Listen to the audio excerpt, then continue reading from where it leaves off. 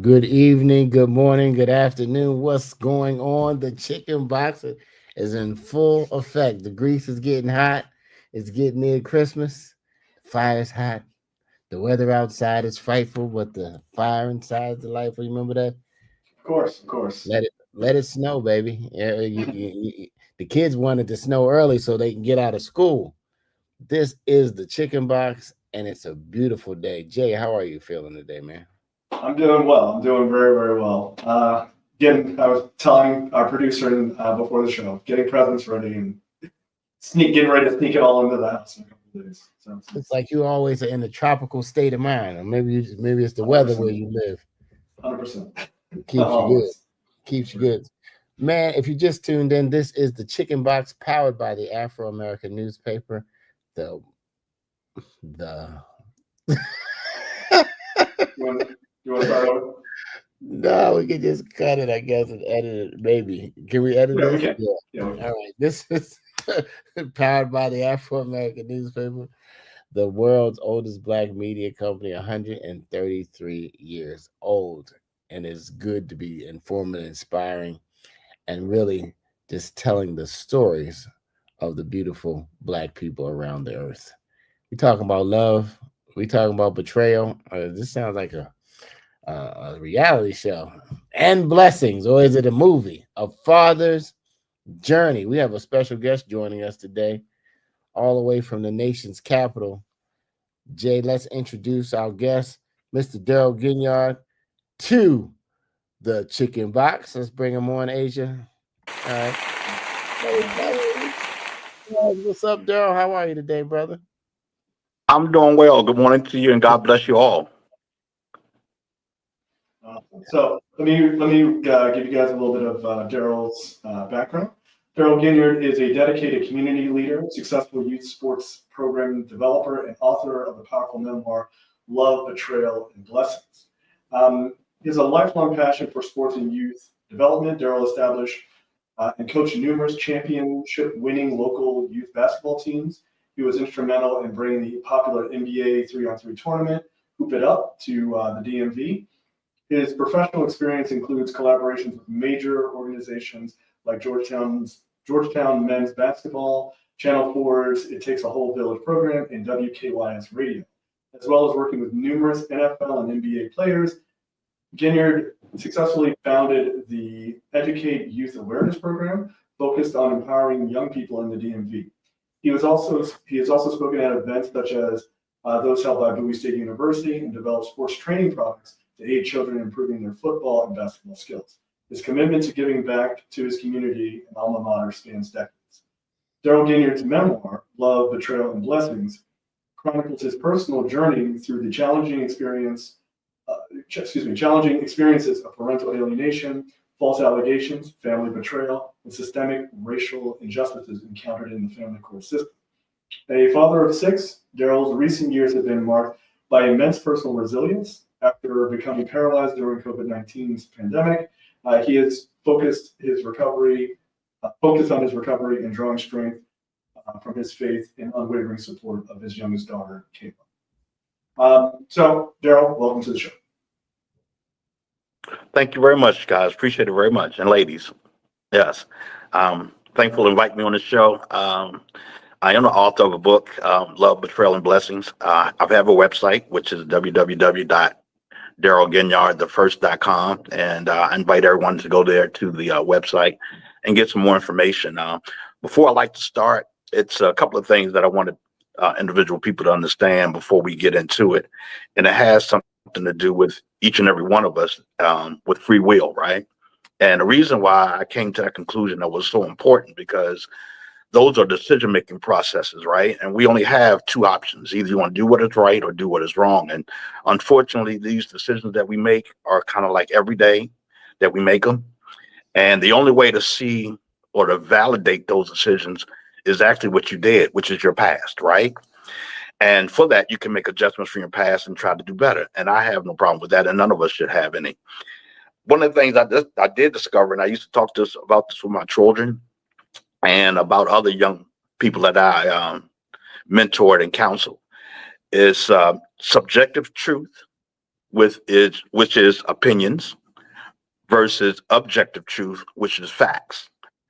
And the reason why this is so important, because when we tell a story, sometimes we can give our own personal opinion.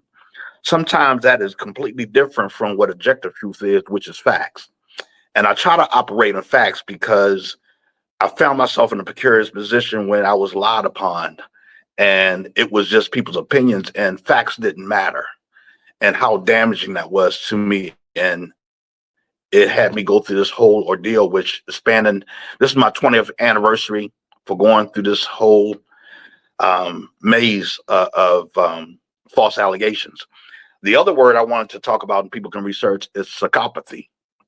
And those two things I would encourage anyone to look up, and then they'll have a better understanding of why I wrote this book and what it is that I'm talking about now. It's kind of hard to sum up everything in one show. So I would, at one time, I would love to be able to come back and try to summarize and finish out, because there's so many different moving parts.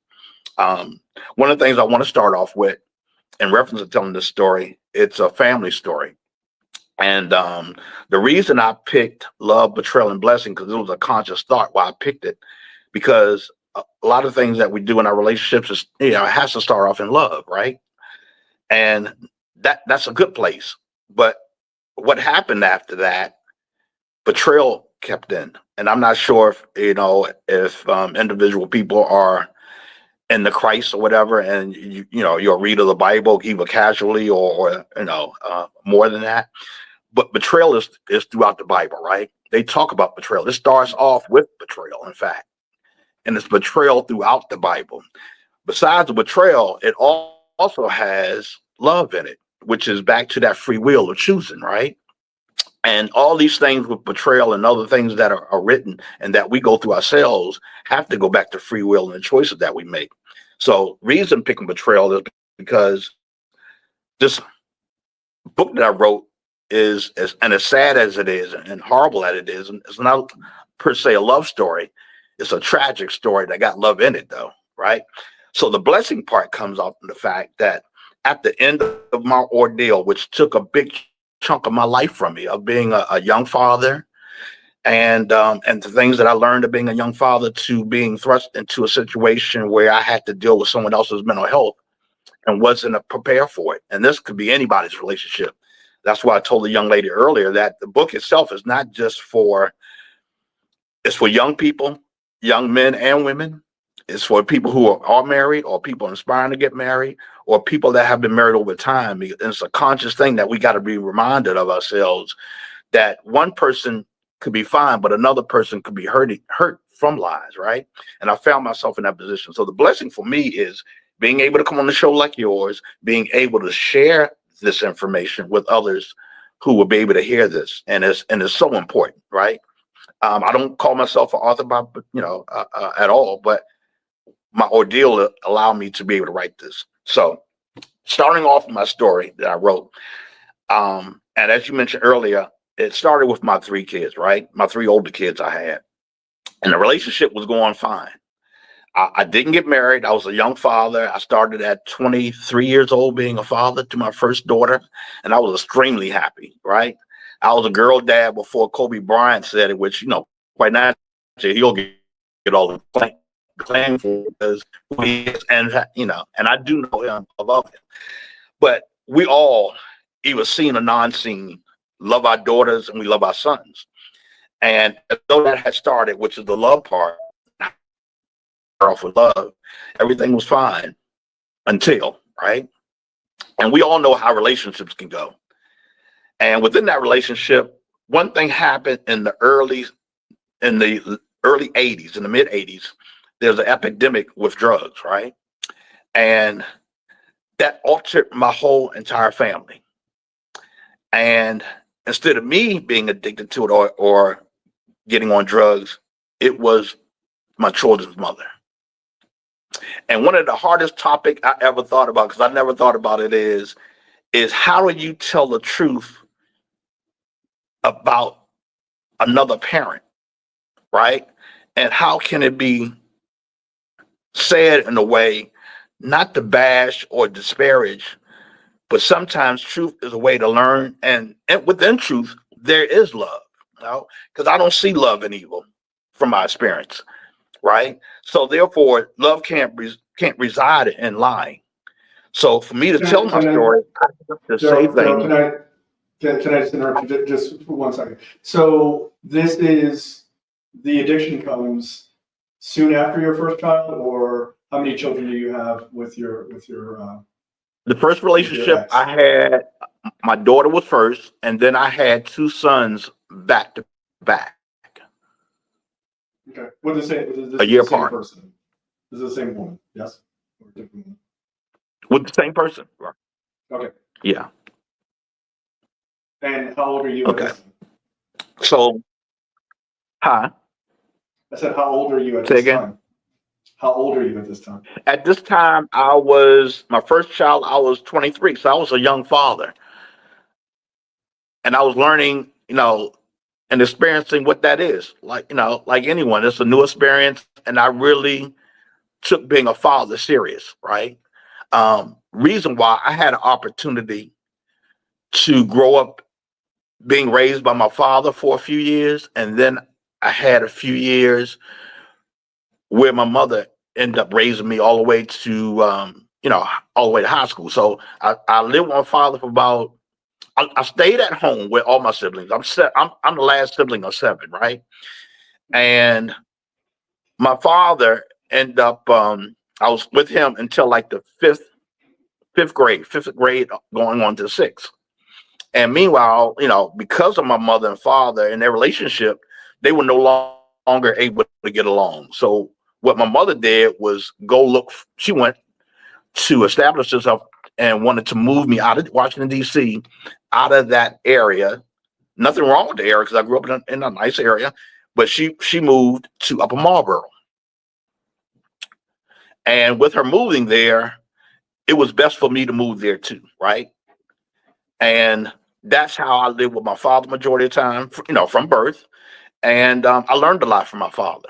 And but even though when I wasn't living with him, I never devalued my father, and I never looked at my father abandoning me or me abandoning him because of the choice. And I think that is so prevalent. Being an older man now and understanding words that are used like abandon, and really that's a poor choice of words, the same way the words is used with best interest. Those words are only meant for a way to obfuscate and believe it has meaning to it when it doesn't, right? Okay. Of learning and understanding how important this is, because that's where I wrote this book, and that's why I continue to learn and read and be around other people who have an understanding, even to add information to what they don't know, because my living experience is different from a scholar or somebody who, like a therapist or a psychiatrist or a psychologist, because they ask me because of my experience. And FYI, a lot of therapists, psychologists, and psychiatrists, they have trauma in their life. That's why they went into that field. For anyone to think, and I'm not saying that anyone, you know, here think, but for in general, people think that when you go to a therapist, a counselor, and all these people, that they don't have trauma. They do have trauma. That's more likely why they went into that field. Yeah, the idea of physician heal thyself. Yes, absolutely. That's very common. Yeah, but for some reason they give all the credit like these individuals have an experience of what they're doing. And the dangerous part of that is they carry that bias with them. They don't leave it outside of their practice. And Let me just push back just a second, just kindly. I do think that, you know, folks who are in the mental health field, you know, psychologists or psychiatrists and what have you, all humans have bias. I 100% agree with that. I don't think anybody would disagree with that. I do think that they tend to have, or not tend to, they do have more education on these things than we do, and everybody has their different experiences. So I do think it's fair to call out the bias that you potentially dealt with, but I don't want to say that mental health professionals are just like kind of regular people just show up, right? You know what I mean? Like they should be educated on what they're talking about. That's just I totally agree. And in fact, I have a sister. Her name is Deborah Seville. She's a doctor. She's a psychiatrist for adolescents. And me and her, she don't speak to me as a psychiatrist. She speaks to me as her, younger brother. sure. And you're very correct, because she had to earn her degree. And the difference between her and myself when we have discussions is that she comes from a point of view as an educator and what she learned, but also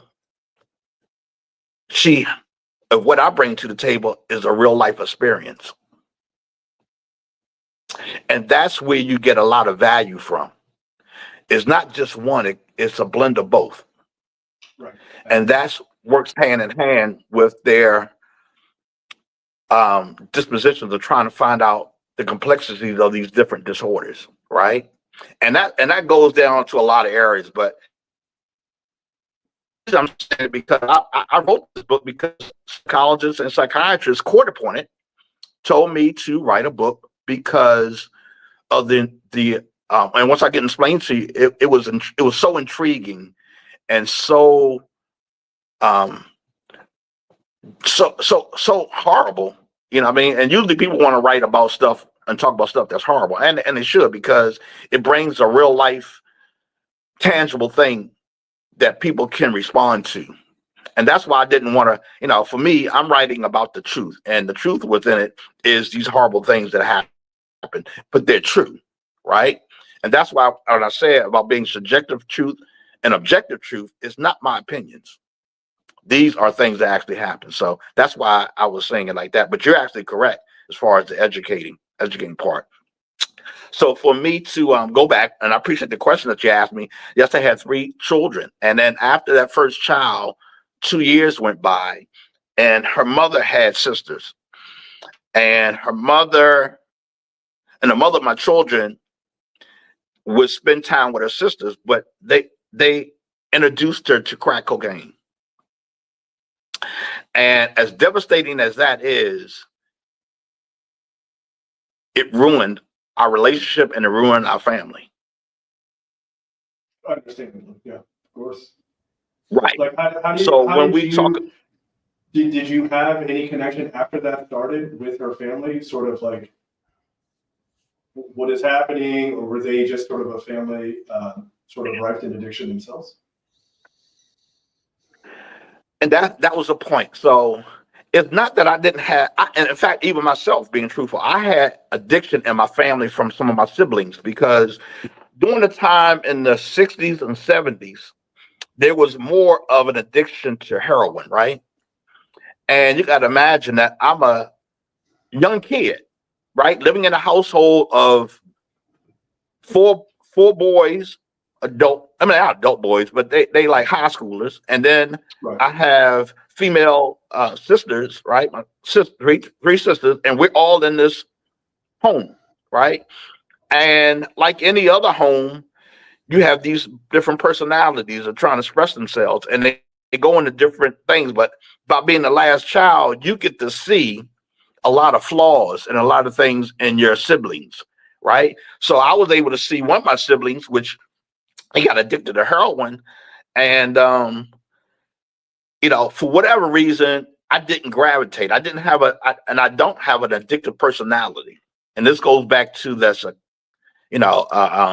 mental health and that kind of stuff. So that I didn't, but I watched my sister, who we used to play board games and all that, and hopscotch and all that kind of 1, 2, 3, go, green light, and she got addicted to heroin herself. But it came from the fact of seeing him, right? So I knew what devastation of drugs can do, but it personally didn't happen to me. So I didn't gravitate towards that. So when I was in a relationship and my chosen mother, with her family being openly involved in that, which was just the sisters, she had one brother. In fact, we looked similar alike, right? And he was sports orientated, and so was I. So we were more or less our connection was more or less sports. I'm still in a sports, not doing drugs and all that kind of stuff. But this is what she started. And when she started that, her life changed. And I think her life changed before that. Her father was in the military and he died when she was in middle school. He was in a Jeep and he hit his head on a curb and died. And for all the things that I know now and how that is, because I've seen it within my own eyes of being living in it, and how the father's role over a long time has been eroded from value and devalue, right? And because of what I've seen, because these things I'm seeing for myself, and even when I'm seeing it, I'm looking at other people and looking at their childhood and if they had a father presence. And for some reason, the father presence is not as strong as it was before, right? As I was telling you about myself, my father wasn't in a home with me. My father was out of the home. But one thing that was different from my situation with my father, I was never told by my mother not to spend time with my father. I never found myself in a family court situation.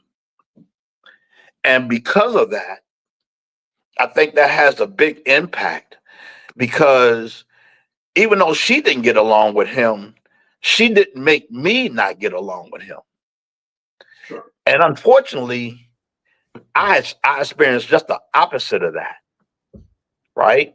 So when I talk about it, I use my own life of how I was as a child, and then I use my life experience as being a father now, and how the kids react to me being a father. And when I start telling you about my story, you'll start seeing a reason why that is highly important. Okay, If you just so tuned in, everybody, hold on one second, Darryl. We are tuned into the Chicken Box, powered by the Afro-American newspaper, which is now Afro News. That's right. We are a media company. Yep, we transformed. Everybody grows and changes, and we're growing with the time. We're talking to author Darryl Ginyard, legend in these streets out here in D.C. Hoop it up. DC, hoop it up, Baltimore. I played in it. I remember it. Thank you for bringing it. It was something fun at the time to do. Yep, he's all in the sports community. You might know his name, but we're talking about love, betrayal, and blessing, a father's journey. I almost wanted to say a father's journal, because it's your journey and it's a journal, because it seems like you are journaling this experience that you have, and you left off, because we can't tell the whole story here, because we wanted to go get the book. Then we want the book to be made a movie one day, right? Or something of that sort, of some type of episodical. I feel it in your spirit, brother. I know you. I know that's where you're going with it. But you said it was totally opposite. Your mom never spoke badly about your dad. It's kind of what I hear you saying. nope. And I That was mean, they didn't get along. That's why she ended up moving out the home. what. Hey, And I that can happened. respect that, because one of the things No, I'm glad you can respect it, because a lot of times people can't work their relationship out themselves, and then they tear down the other person as soon as they get out. Anyway, go ahead, Darryl. I hear you, and baby. see, that's what I talked about.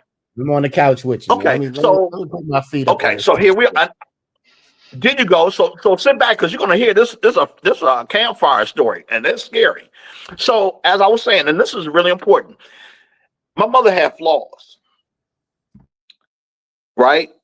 And my father was an everyday working contractor for his brother. He had one of the first black contracting companies in Washington, D.C.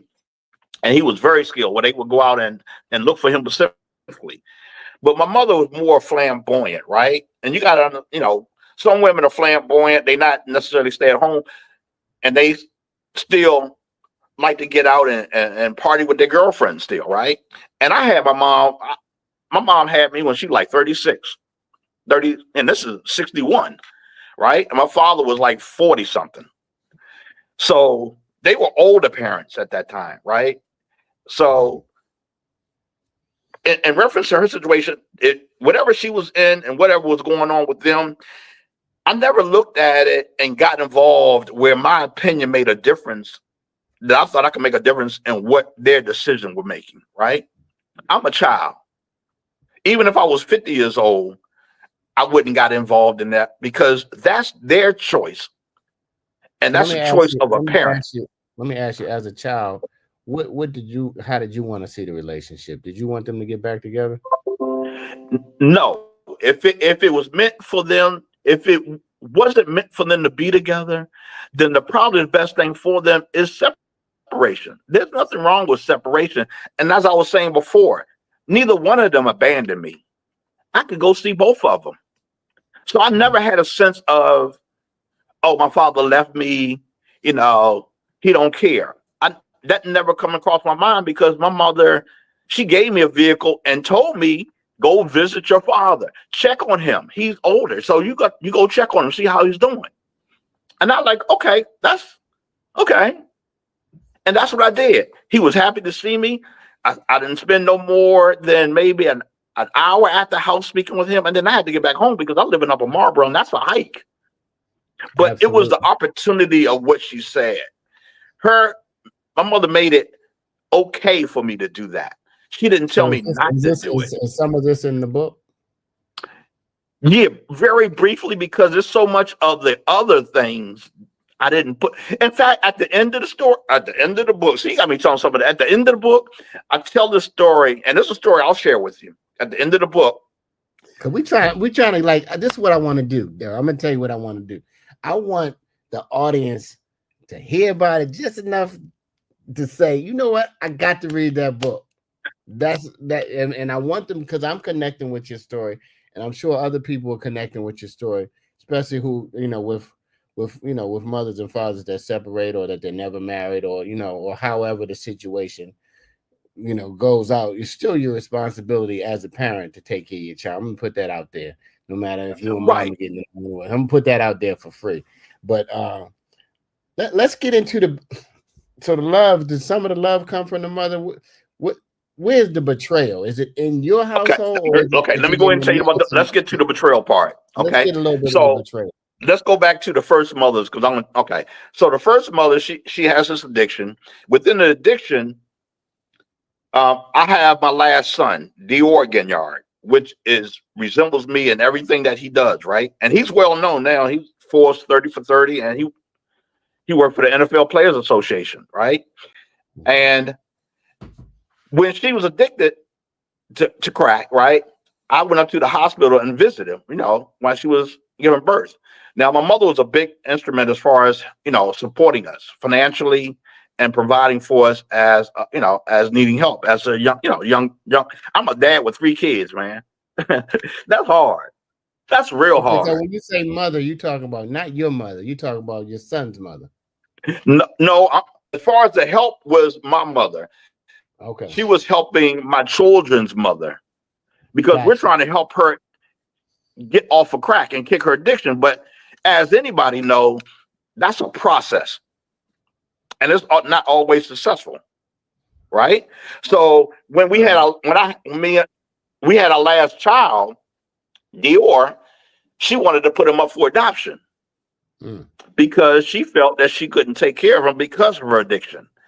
Well, right before they came up there, she was going to do that. They needed me to sign, and I refused to sign. And when I refused to sign, I called my mother. Right? I didn't call my father. I called my mother. I'm like, this, they trying to get me to sign some adoption papers, and I don't want to do it. She said, well, you're going to have that child, and you're not signing no papers. And whatever you need, I'll provide it for you and help. And to that day, No, go ahead. Finish. To that day, my son is raised by me and his mother, right? And she still had this addiction while we're doing this. So, and that's pretty important in this story, right? So we had the 3 kids, and now they're getting older, and it's been 10 years or 9 years dealing with her off and on addiction. But it got to a point, man, I just couldn't take it no more. It just wore me down because one instance she happened where the mother faked the kidnapping, right? And this is how bad it got. She faked the kidnapping, like Gone Girl, right? This is true. She faked the kidnapping, and she called me on the streets, man. I'm looking, and all of us were this. I'm looking around under rocks and everything trying to find her. And I get a call, and she was like, they chained in the basement, and I can't get out, you know, and all that. So then 2 days later, I get a call, you know, then a week, 2 weeks go by. Can you please come help me? Can you come get me? So I'm riding all over the area. In Virginia, they said, I'm in a hotel, I've been locked up in a hotel in Virginia. So I drive all the way down Virginia, Arlington, looking for her. Come back. After they finally called me and said, okay, or she was able to use the phone some kind of way. And she said, they want a ransom. $10,000. Now, meanwhile, I'm a father. Now, who's taking care of these kids while this is going on? I am. Right? So I'm not telling the kids don't know none of this stuff is going on, because why would you tell your children this is what the mother's doing, right? But they're asking for it. So meanwhile, my sister, as I talked before, my sister Deborah, my older sister, she had a friend that worked with the FBI. And when they started doing an investigation, they found out she was 4 blocks away from the home. And she was with somebody that she was dating who was a drug dealer. And That what sounds that like a did to me story at I the heard time, before, Daryl. huh? I said that sounds Huh? like a story I heard before. A guy went missing. Yeah, that's Everybody what I'm was saying. looking. These are not A far guy, stories. he said he had been kidnapped. He was cheating on his wife. Anyway, it sounds like a similar story. Yeah, see, these stories can be changed from men or women, so I don't advocate for neither one of them to be. You know what I mean? You Hey, got fellas, right. You ladies, got poor men and you got poor women. It ain't gonna work. Don't try kidnapping line on your husband. Please, just let the kidnapping line go. But do you understand? Like we talked about earlier, man, that's the horrible. psychopathy of it. Right now, to me, I can tell you my experience with that. It's the trauma. Hey, Asia, look up that word for me, because I need everybody to see. What's the first word you say? Circumference. Yes. Psychopathy. All right. I would fail that on the SAT. Look up psychopathy. That you'll learn so much from that word. Believe me. Wait until you pull it out. So, and that situation, it caused trauma on me. Right now, I'm a male, so I'm like, okay, I'm not going to let that bother me. But it wore me down. But I didn't understand it, because I'm trying to have bravado of being a father and a male to say nothing can bother me. But it did, and I wasn't aware of it. Right? Of course. And you're human, so okay. That's okay. Yeah, but see, it's one thing being human, but it's one thing being naive and youth. Youth doesn't allow you to see things as much as it does when you get older, right? So in my youth, I thought that I ain't gonna let it bother me, but I was just lying to myself, right? So at that time, it's destroyed our relationship. So meanwhile, when we go to court with the 3 kids, the court system lets her keep custody of them, give her custody of them. What? Even with the drug abuse. The majority of the time, a woman can have any kind, and I just want to say this wholeheartedly and all the love in my heart. I've been a father in the home. I've been a father out the home. I'm a single father who raised children. I've done the things that some of the mothers say that they only can do. I've done it as a father. That whole deadbeat dad and all the stigmas that go with that, and they go among Black men, those things are things that are put out are fallacies. They are not true. It's not like it ain't like they aren't any, but to make it seem like there's a majority of them that do that, that's not true at all. That's why people need to go back and look at statistics and see, because when you do, it gives you a real definition of which I told you before.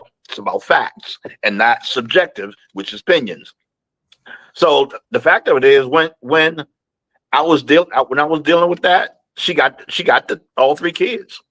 And I was told to move out the home, because when you have, and y'all might understand this, when you got 2 adults who do drugs, they can find a common ground and be drug addicts together or alcoholics or whatever together, right? But if one of them don't participate in that, it won't work because one holds the other one accountable, right? And because they're accountable, she saw me as a distraction that allowed her to do what she wanted. So she asked me to leave the home. And I left the home. And I left everything that I had in the home. Huh? Let me ask you a question. You had talked about you being in support of your parents separating back when you were younger because they were not compatible or for whatever reasons. Why? Yes. Was there a reason that you stayed with your children's mother during all of this? There's a pretty harrowing story. I mean, with the kidnapping and all this other stuff. Although I think that may have happened after you guys broke up. But why stay in that environment with her, even going through that, and not remove yourself? The reason why I stayed in it is when you have children in the equation and you're the only way, and women says this also when they're at the other end of it, right? They stay in it because the only way of survival is to get those kids to a certain age where they can be on their own or be old enough where they can fend for themselves. I waited until they got to be last year in middle school. And at that time, they could see things and do things which they couldn't do when they were younger, because who's going to take care of the younger kids when they're young? When they're 5 and 6 years old, they can't watch each other. They're too young. But when they one got in high school and the other one's in middle school, well, the older one was able to watch the other one, which it wasn't like a number I was waiting on. I just knew it as a parent and how much I had put into it, that it was sucking my life out of me. And my mother saw it. And because of my relationship with my mother and being so close with her and sharing things with her, she saw that. And she's the one that recommended me it's time for you to move on. She's not going to change. And for my mental health and for me to be able to survive, she encouraged me to do it. So I did it because it was the right thing to do. Now, for my mother's situation, I was saying as a child, they seemed happier apart than they were together. But I'm a young parent. I didn't know how long they had been before I came along, because they were together before that. So if you speak to my other siblings, they said, okay, my father was abusive and he drank. I didn't experience that from him. So I can't judge him at that time of me being his child, because I didn't see that part of him.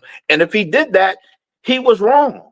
It doesn't change my father, but I can't go on my other siblings' experience they had with him, right? I only can understand the relationship I had with my father and treat him accordingly to now, not what he did before. But I can't take away how he was with my older siblings and what they experienced in it, because their experience is completely different, right? So that's why I end up being like it was for me, staying longer. I should have left earlier, but then what would happen to the kids? When I did leave, they were able to do things, and my relationship with them stayed when I left. Now, the problem, when I left and I met somebody and got in a relationship. She was a student at Maryland University, a graduate student. I'll be honest, she was more attractive than my children's mother, right? And we all know where this story going now. Right? Hold on, y'all. Yeah. Before we go there, this is the Afro, the chicken box. Papa, we know what happened, man. You David looked at Bathsheba. You know what happened. You looked and you saw. You said, "Good God Almighty." We know all the things you said when it went. So we had to love y'all. We got the betrayal, and maybe this lady's a blessing, or maybe she's a curse. We're gonna find out when we come back to the next part of the chicken box. I hate to say it, Darryl. I'm over here in London right now, and I have to be downstairs. I was supposed to be downstairs 5 minutes ago, but I wanted to meet you and just tell you Okay. that I can't wait to hear the rest of your story. I know we Yeah, like you it got to said, be a part. we're gonna need 2 weeks to really hear the story, but because it's a lot. Yeah.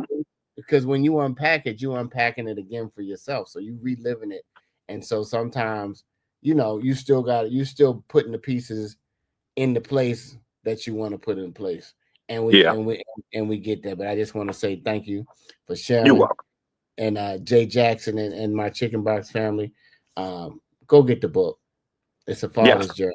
I mean, if the fathers ain't on the journey, we on the journey. We providers, we hunters, we protectors, we doing all the things, and sometimes we got to be single parents. So as we move forward into this season, Love, Betrayal, and Blessings, go pick it up where all books are sold, digitally and physically. Nice to meet you, Darryl J. Jackson. I will see you soon, my brother. Thank you. Nice to meet you, Mr. Ginyard. Yeah, don't forget to have me back now. We got you. We're gonna have you live. Because the next part is the false allegation of me having these girls. I'm going to tune into it. The false allegation alone sounds like a heavy weight to lift. So you think that was you thought that first part was bad? I felt that on my back got heavy when good Lord. Yeah. Anyway, I'm gone, y'all. Peace. All righty. Bye-bye. Bye-bye.